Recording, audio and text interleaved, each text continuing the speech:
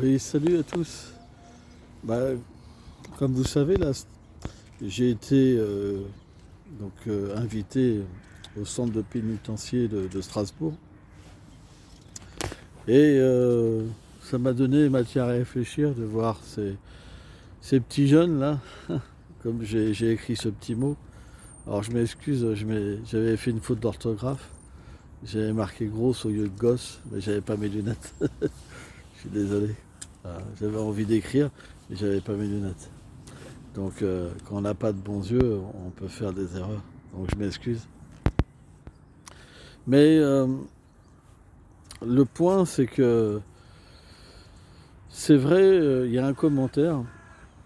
Alors je crois que c'est Seb qui met ce commentaire et il me dit en fait, même si t'as pas été en prison, t'as purgé en fait. Et c'est vrai, c'est pas faux, hein. Euh, à un moment dans cette vie, j'ai vraiment ressenti que tout ce mal que j'avais fait, ça a été vraiment difficile à l'intérieur de moi. Ouah, c'était un choc, hein. Parce que quand on n'a pas de conscience et qu'on est un peu bête et méchant, vraiment bête et méchant, quand on frappe des gens, on s'en rend pas compte. On pense que c'est une bonne chose. On voit pas le mal qu'on fait, que ce soit même aux personnes de la famille, etc., etc. Et on s'en fout, quoi. On s'en fout. On est juste basé sur l'égoïsme et on pense que c'est une bonne chose de faire du mal. Et c'est vrai qu'on sort de cette ignorance profonde et qu'on comprend ce qu'on a fait, waouh, là c'est vraiment difficile, c'est vraiment dur. Et il y a un gros travail à l'intérieur qui s'opère, quoi. C'est comme une intervention chirurgicale, quoi. C'est vraiment, ouais, comme une incompréhension pourquoi on peut faire des choses, on peut accepter la haine.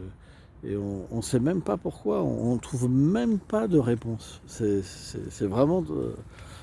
on se dit, mais voilà, on est face à une compréhension. Mais comment j'ai pu en venir à ce point d'être, voilà, euh, quelqu'un de si mauvais